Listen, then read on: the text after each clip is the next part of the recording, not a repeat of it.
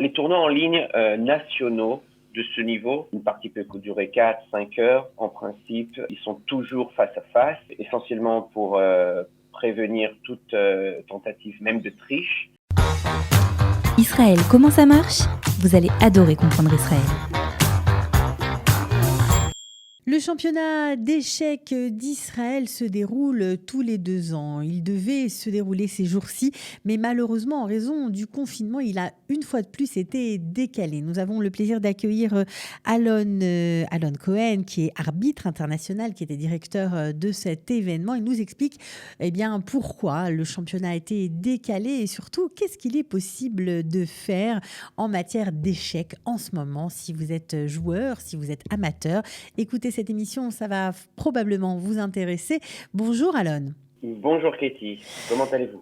Super, merci de prendre du temps de Haïfa pour nous parler de cette belle manifestation. Alors, comment tout ça se présente? Je crois que c'est un championnat qui se déroule tous les 2 ans. Combien de joueurs sont inscrits cette année? En principe, il y a 32 joueurs dans l'Open masculin. Et environ, ça dépend pour les femmes, entre 9 et 20 chez les féminines. Jeudi dernier, le ministère de la Santé a annulé le tournoi. Il devait se commencer hier, il a été annulé en cause du Covid. Exactement. Donc, ça a été repoussé pour la 2e fois. Il doit se dérouler en principe, s'il n'est pas de nouveau repoussé, le 14 février. Tout était prêt, on y était là-bas. On a de nouveaux plexiglas pour séparer les joueurs, des régulations très très strictes les joueurs ne pouvaient recevoir leur nourriture que dans leur chambre, etc. Mais avec Idou Kasseguer, les nouvelles régulations. Alors, vous n'avez pas pu organiser ce tournoi en ligne ? C'était trop compliqué? Vous vouliez absolument qu'il ait lieu en présentiel, comme on dit aujourd'hui? Les tournois en ligne nationaux de ce niveau, une partie peut durer 4-5 heures. En principe, ils sont toujours face à face, essentiellement pour prévenir toute tentative même de triche. Que si on joue de sa maison, on peut utiliser un ordinateur, un portable, consulter des livres, etc. Donc il faut un certain contrôle pour que les parties pour que le fair play, l'aspect sportif soit très respecté. Et même les joueurs n'aiment pas, en principe, jouer pendant des heures face à l'ordinateur. On peut comprendre. De toucher les pièces en 3D, de sentir leur adversaire, de le regarder dans les yeux, de vivre le jeu de manière physique, pas de manière digitale. Alors, ce championnat reculé au mois de février, alors j'imagine que vous êtes déçus, mais pourtant, on sait que cette année a été particulière car il y a eu un engouement exceptionnel des Israéliens suite à cette fameuse série Netflix consacrée aux échecs, le jeu de la dame. Alors, est-ce qu'il y a beaucoup de nouveaux adhérents? Cet engouement n'est pas seulement israélien, il est international. Bien sûr. Sur Netflix, dans de très nombreux pays, c'est la série la plus regardée. En effet, depuis la série, il y a beaucoup de demandes de leçons particulières, de leçons pour les féminines, d'inscriptions sur des sites internationaux pour pouvoir jouer online aux échecs. Par exemple, les recherches sur Google du mot échec ou leçon ou les règles, etc., a explosé de manière exponentielle. Mais pas seulement ça. En fait, depuis Covid-19, beaucoup de nouveaux membres se sont inscrits pour participer à des tournois, des tournois amateurs, des tournois internationaux.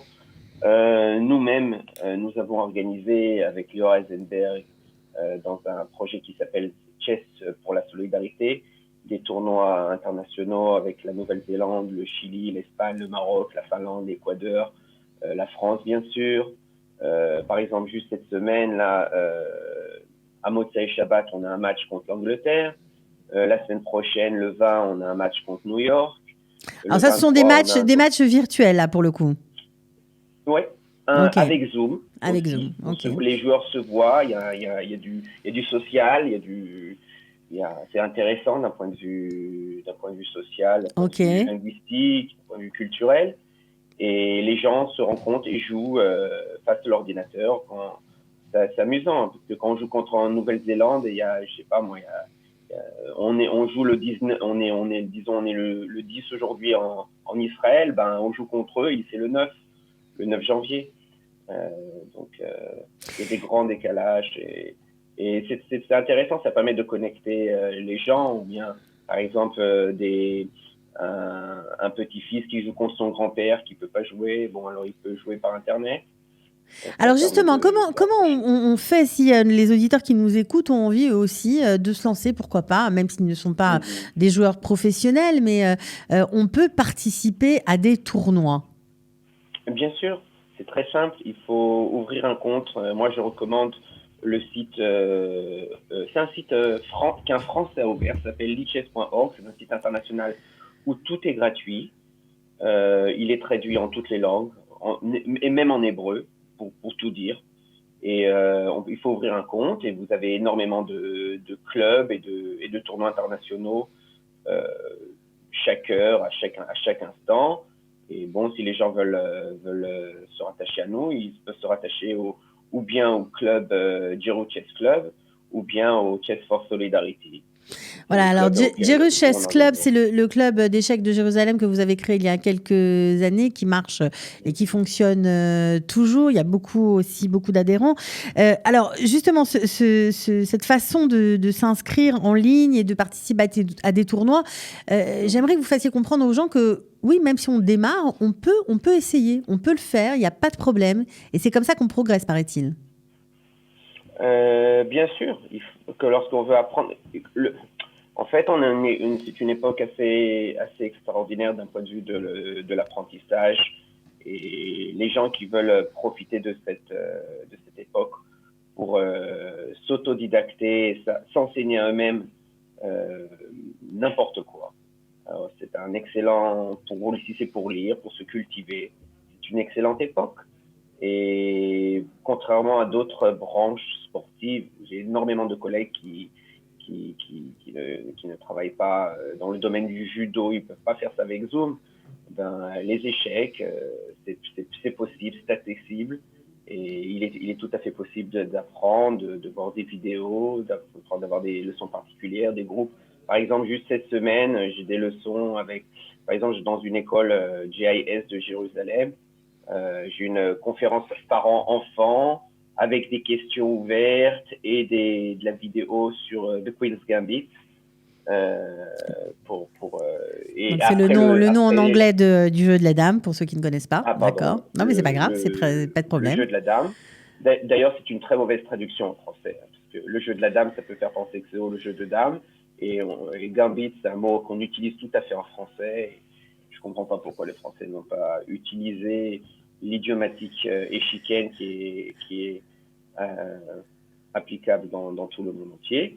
Donc, et après, par exemple, après cette leçon, ben, par exemple, on organise un tournoi enfants, parents, grands-parents, par Donc online, je donc sais c'est qu'il y a très sympa. vous faites beaucoup d'activités, aussi bien Mhm. des tournois locaux que des tournois internationaux, des tournois, voilà, pour enclencher aussi de la solidarité sur certaines actions avec certaines associations. Euh, Qu'est-ce que ça peut développer, voilà, de maîtriser le jeu d'échecs chez les jeunes notamment? Parce que c'est vrai qu'on cherche beaucoup d'activités pendant ce troisième confinement. Pourquoi pas les échecs? Ben, ça apprend essentiellement une seule chose, apprendre à réfléchir, apprendre à penser. Et bon, je pense que c'est un objectif suffisamment noble en soi. Bah, c'est une belle, on va dire, une belle pensée que vous venez de nous énoncer. Alors, juste pour revenir sur ce championnat d'échecs qui a été malheureusement décalé, il va y Mhm. avoir, s'il a lieu au mois de février, et je vous le souhaite vraiment, donc des joueurs femmes, des joueurs hommes. Il y a aussi des Mhm. juniors ou pas? Il y a dans le tournoi qui est ouvert à tous, il y a le plus jeune participant à 15 ans. Il y a des joueurs jeunes, mais ils sont pas séparés. Et il y a aussi chez les femmes, chez les hommes, je m'excuse, il y a aussi la grand maître israélienne Marcel Efromsky, qui a été 2 fois championne du monde, qui va participer pour jouer pour le titre chez les hommes. Ok, elle participe chez les hommes. Alors, pour l'instant, le champion d'il y a 2 ans, parce que je crois que c'est un championnat qui se joue tous les 2 ans, garde son titre. Exactement. Il en profite encore un peu. Alon Greenfeld. C'est très intéressant. Il avait eu déjà ce titre il y a ça 34 ans. Et il y a ça 2 ans, il a de nouveau reçu son titre. Ça veut dire que c'est l'un des sports, et ça le prouve, où la longévité, on peut être aussi fort à 20 ans qu'à 50, sans problème. Alors, lorsqu'on devient champion d'Israël de jeux d'échecs, ça ouvre quoi comme opportunité? Est-ce qu'on peut participer à d'autres tournois? Est-ce qu'on est assez regardé par les autres pays? Tout à fait. Israël est une superpuissance aux échecs.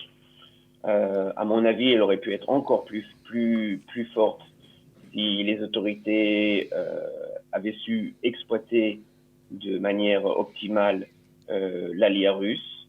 C'est très dommage qu'elle n'a pas été exploitée jusqu'au bout. Même chose pour l'Éthiopie avec la course à pied. Et à mon avis, Israël non seulement n'est pas, même chez les jeunes et même chez les adultes, a eu d'excellents résultats. Par exemple, le même Alon Greenfeld que nous avons mentionné il y a ça de quelques minutes, est le capitaine de l'équipe d'Israël. Et au cours des 10 dernières années, il a réussi avec son équipe à obtenir 2 médailles olympiques. Et c'est un résultat fantastique. On sait qu'il y a des États comme l'Arménie, les États-Unis, la Russie bien sûr, l'Inde qui est très très fort, ou la Chine. Être dans les 3 premiers, c'est un résultat absolument historique. Donc l'équipe israélienne est encore très très forte, mais bon, elle commence à un petit peu vieillir à mon goût, et il faut faire du renouveau. Et malheureusement, beaucoup de grands maîtres jeunes israéliens fuient Israël pour recevoir des bourses où ils sont complètement payés pour représenter des universités américaines, où là ils reçoivent non seulement de l'argent pour étudier, leur logement, mais aussi pour représenter des universités à l'étranger. Donc c'est extrêmement très dommage que nos meilleurs dommage. cerveaux... Donc on espère peut-être que des jeunes vont s'enrôler, et peut-être aussi que l'État prendra conscience de ces talents qui s'en vont, et fera un effort pour les retenir. En tout cas, j'imagine que c'est ce que vous souhaitez depuis très longtemps, je crois, Alon. Tout à fait. C'est très important que le Moach HaYehudi reste chez nous.